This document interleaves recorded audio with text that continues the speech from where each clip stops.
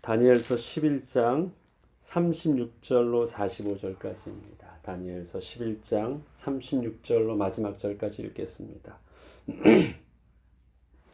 그 왕은 자기 마음대로 행하며 스스로 높여 모든 신보다 크다 하며 비상한 말로 신들의 신을 대적하며 형통하기를 분노하심이 그칠 때까지 하리니 이는 그 작정된 일을 반드시 이룰 것임이라.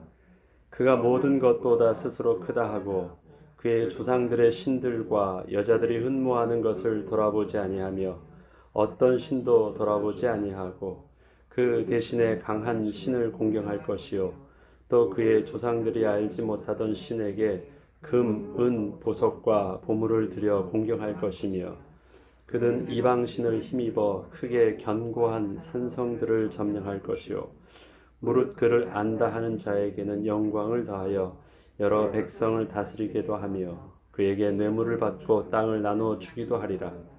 마지막 때에 남방 왕이 그와 힘을 겨룰 것이나 북방 왕이 병고와 마병과 많은 배로 회오리 바람처럼 그에게로 마주와서 그 여러 나라에 침공하여 물이 넘침같이 지나갈 것이요 그가 또 영화로운 땅에 들어갈 것이요 많은 나라를 패망하게 할 것이나 오직 에돔과 모압과 암몬 자손의 지도자들은 그의 손에서 벗어나리라.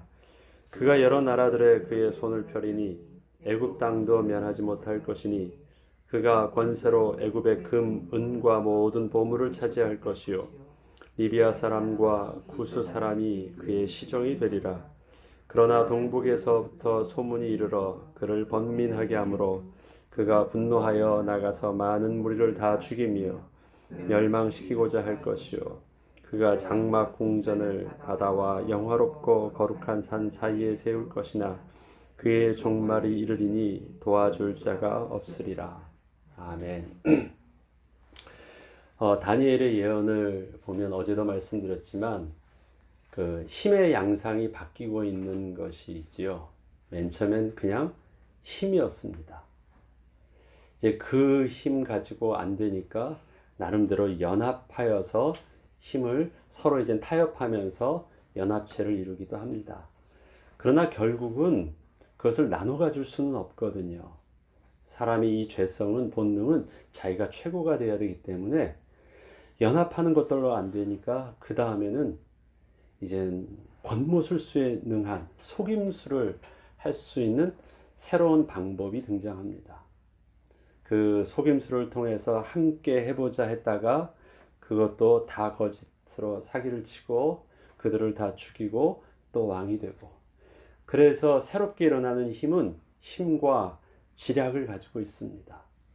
근데 이 지략을 보니까 조상의 조상들도 알지 못하던 지략이라고 합니다. 그 말은 뭘까요? 이전에 있었던 경험된 축적된 지식을 가지고 예측할 수 없는 아주 기발한 상상치 못했던 일들을 하게 합니다. 이러한 지식은 우리가 경험되었던 걸 가지고 나름대로 대비하고 막을 수 있는 것이 아니에요. 하나님의 백성이 이 시대에서 창조적인 리더십을 발휘하기 위해서는요. 저들이 지금 쓰는 방법들은 조상의 조상들도 알지 못하던 방법이라고 한다면 우리들도 저들을 통해 세상에서 얻는 지식을 가지고 대비해서는 일들이 안 되는 것입니다. 그래서 하나님께서 다니엘에게 주셨던 것이 바로 하나님의 계시입니다. 역사를 통해서 배울 수 없는 그것, 새롭게 하나님께서 시대를 운행하시면서 하나님의 계획하심 속에서 세상을 바라볼 수 있는 새로운 영적인 지식이 아니면 이길 수 없는, 또 영적인 지식이 아니면 그 세상을 통해서 싸울 수 없는 그러한 세상을 바라보게 하십니다. 자, 그러면 그렇게 해서 이제 북방왕과 남방왕이 싸우면서 북방왕은 힘과 더불어 지략을 가지고 있었습니다. 그래서 그 힘을 가지고 새로운 강력한 힘을 또 새로운 통치를 시작합니다. 그런데요, 그 힘을 가지고 있다 보니까 그것 가지고도 만족되지 않는 부분들이 있습니다. 사단이 하나님을 대적해서 인간에게 근본적인 죄를 지을 때 가장 그 죄의 밑바닥에서 달콤한 유혹을 했던 것이 무엇이었습니까? 어떤 말로 저들이 하나님을 반역하게 하였습니까? 너는 하나님과 같이 될 것이다 거든요. 그게 모든 죄의 가장 밑바닥에 있는 것은 뭐냐면요. 피조물의 위치를 떠나서 창조주 하나님과 같은 위치로 서는 것입니다. 절대 의존적인 존재, 하나님의 생명의 근원으로부터 절대 의존적인 존재가 하나님의 필요 없이 하나님과 마주 볼 수 있는 것. 아니, 그 죄성은 어떻게 해요? 하나님과 같은 그룹도 정도가 아니라 하나님을 뛰어넘어 보고 싶은 그러한 근본적인 죄성이 바로 사단이 가지고 있는 하나님을 대적하는 그 모습입니다. 인간의 죄성의 가장 밑바닥은 하나님을 거부하는 거거든요. 왕이 힘을 가졌습니다. 그래서 그 힘을 가지고 또 통치하는데 권모술수를 가지고 사람들에게 거짓된 속임수를 가지고 미혹하게 하면서 저들을 따르게 합니다. 그런데도 양이 차지 않는 것이 있어요. 인간이 하나님을 잃어버렸지만 본래 인간의 이 피조물 속에서는 뭐가 있냐면 하나님을 사모하는 마음, 그래서 절대 하나님을 사모하는 마음, 그 다음에 그 마음에 하나님이 아니면 채워질 수 없는 영적인 공허함이 있거든요. 그래서 반드시 하나님을 떠났다 할지라도 저들이 또 다른 신을 섬깁니다. 거짓 신들을 섬기고 엉뚱한 신을 섬기죠. 그것이 그 수준에 따라서 해와 달과 별을 섬기기도 하고 돌을 섬기기도 하고 세상의 어떤 동물을, 또 강력한 동물을 섬기기도 하면서 나름대로 그들의 신적인 신을 섬기는 그 종교성들이 다 가지고 있습니다. 초기의 통치자들은 어떻게 했냐면 그 신들의 권위를 힘입어서 그 다음에 종교적인 신적 통치를 합니다. 그때 자기가 신이 되지는 않았어요. 신의 대리 통치자 정도, 아니면 신으로부터 힘을 부여받은 정도. 그래서 그 신적 권위를 힘입어서 저들에게 백성들을 통치하였지 자기가 신이라고 하지 아니했거든요.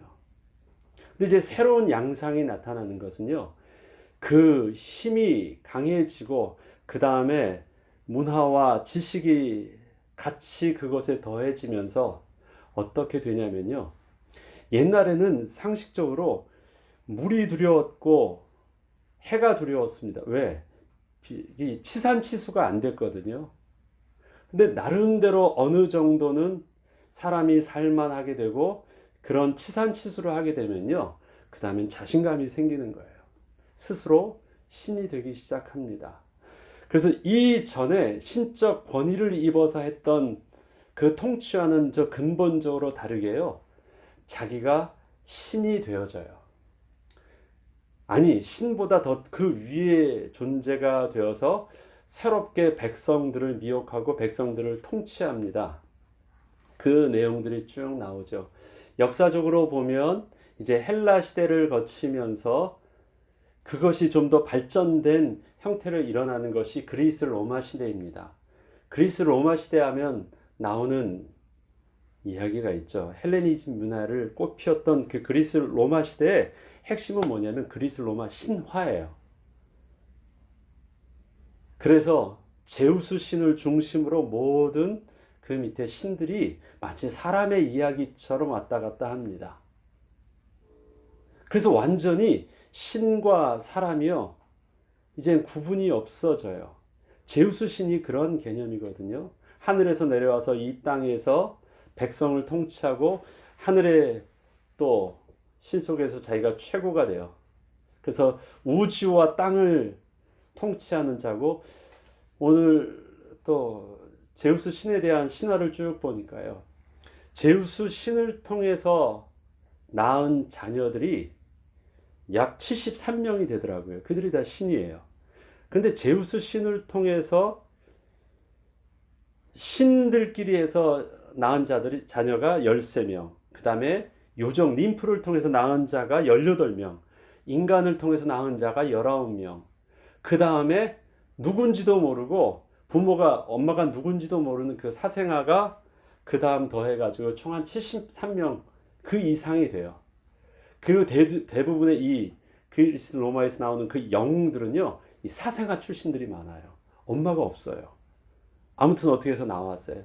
신들을 통해서 나왔다고 합니다. 그러면서 이야기들이 막 전개져요.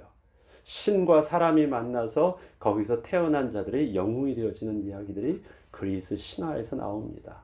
그렇게 쭉 발전되어져 가는 과정이 있어요. 그러한 세상에 흐르는 영적인 어떤 흐름 속에서 더욱더 이제 모든 세상이 인간 중심으로, 스스로 인간이 이제 신이 되어진 중심으로 해서 적그리스도까지 나아가는 그런 영적인 단계를 밟습니다. 그래서 오늘 본문을 보면 힘이 그 다음에 속임수와 만나고 힘과 속임수와 만났던 것들이 그 다음에 힘이 새로운 이제 또 그 신격화 우상화되면서 사람이 신이 되어져 가는 과정들을 쭉 보는데요. 36절부터 한번 보죠. 그 왕은 이제 북방왕에 힘이 있었죠. 속임수가 있던 그 왕은 자기 마음대로 행하며 스스로 높여 모든 신보다 크다 한다고 합니다. 스스로 높이면서요. 비상한 말로 신들의 신을 대적하며 형통하기를 분노하심이 그칠 때까지 하리니 이는 그 작정된 일을 반드시 이룰 것이다. 이 비상한 말로 상상치 못했던 어떤 새로운 논리들을 꺼내놓기 시작합니다. 그리하여서 그 신들의 신을 대적하기도 해요. 그래서 이제 유일하신 여호와 하나님을 대적합니다. 그런데 언제까지 그렇게 하냐면요. 형통하기를 분노하심이 그칠 때까지 해요. 그러니까 끝까지 가는 거예요. 분노하심이 언제 그칩니까?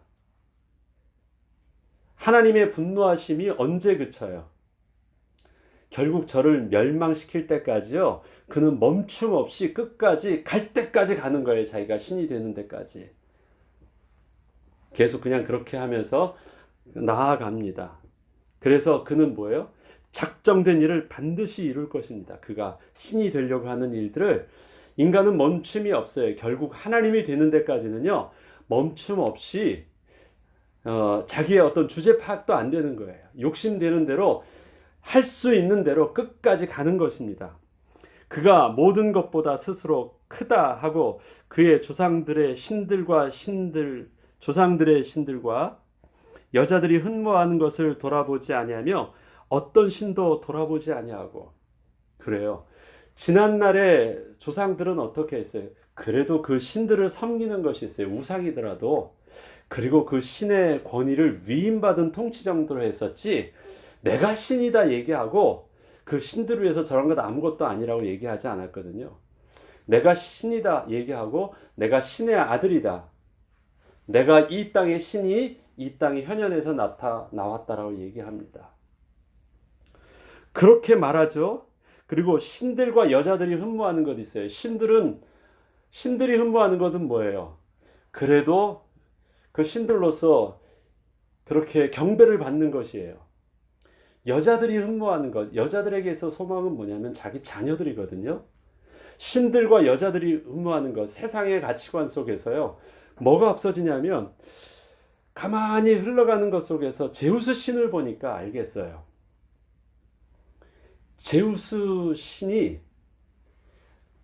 우주의 신이에요. 천둥과 번개와 세상에 있는 모든 법률과 공의와 법의 신이거든요.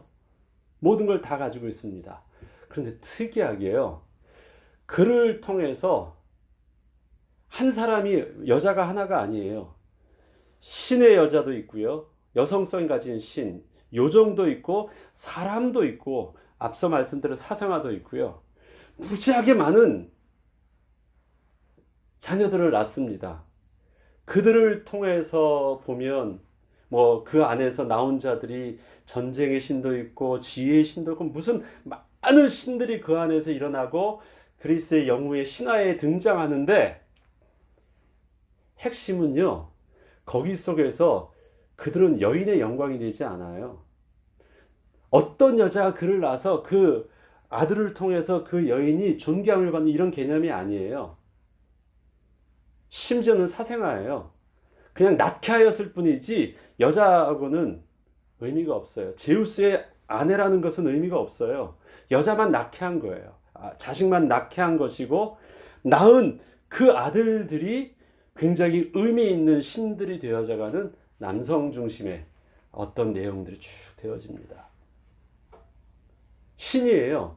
그렇게 해서 세상에선 생각지도 못했던 어떤 그 개념들이 사람이 신격화되어지는 그런 내용들이 나옵니다.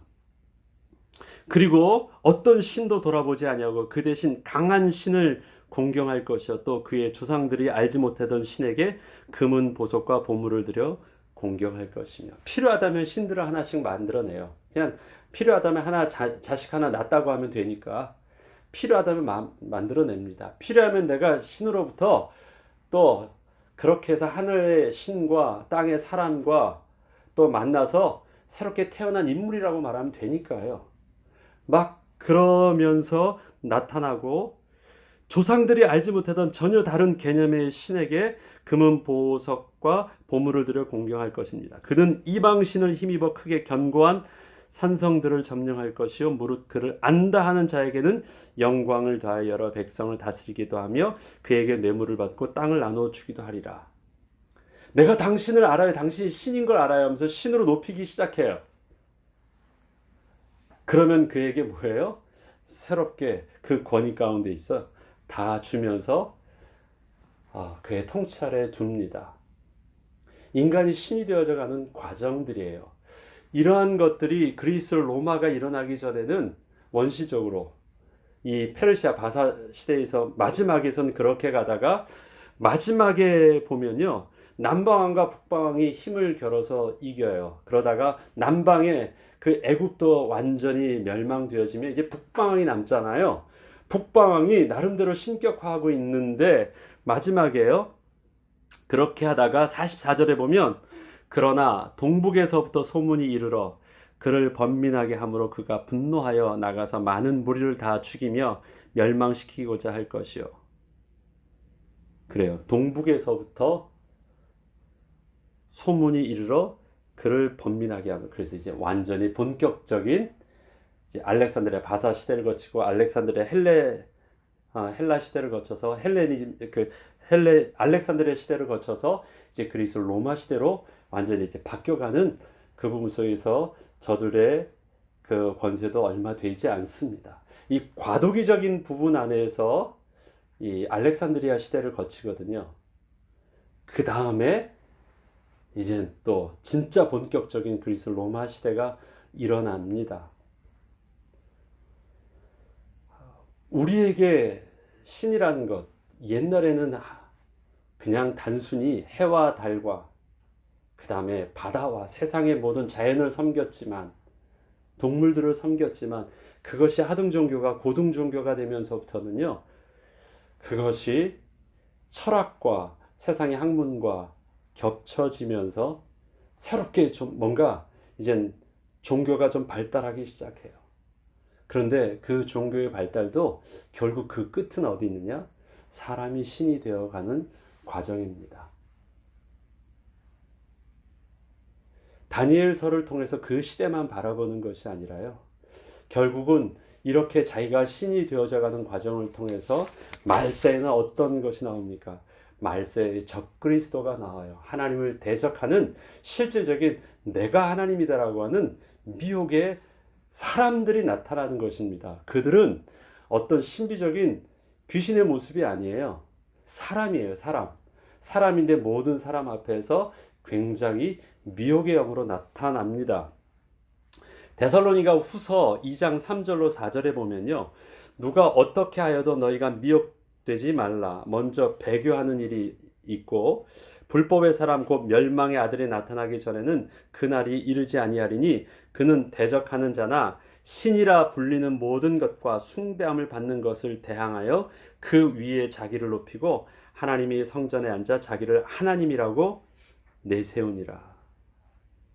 그 일들이 실질적으로 일어납니다. 그러한 고상함이 세상이 발전하고 세상의 과학과 문명이 발전될수록 좀 더 치밀하고 고상하게 드러나지만 결국은 뭐예요? 저들을 미혹하면서 내가 하나님이라고 말할 수 있는 그 어떤 것을 보여주는데, 지금 그러한 영적인 양태는요, 바로 이 다니엘 그 시대 속에서도, 그 수준 속에서도 저들의 생각과 저들의 지식을 뛰어넘는 아주 특별한 것을 가지고, 지금 우리가 볼 때는 아무것도 아니라고 말할지라도 그들이 볼 때는 그 시대에서는요, 상상치 못했던 개념 속에서 미혹하면서 자기를 신이라고 말하고 있다는 것이에요. 그리고 그 시대를 그렇게 미혹하면서 하나님이 되갑니다. 그들의 신들을 우습게 여기면서 끝까지 올라간대요. 이 일들은 그 시대만 끝납니까? 사단이 똑같은데요. 죄로 오염된 인간이 본질이 똑같은데요. 그것이 문화가 좀 바뀌었다고 달라질까요? 고상해졌을 뿐입니다. 본질은 달라지지 않아요. 죄성의 인간이 하나님을 대적하고 사람들을 미혹해서 자기가 사람들 그 위에 하나님으로 살려고 하는 그 죄의 본성은 똑같아요.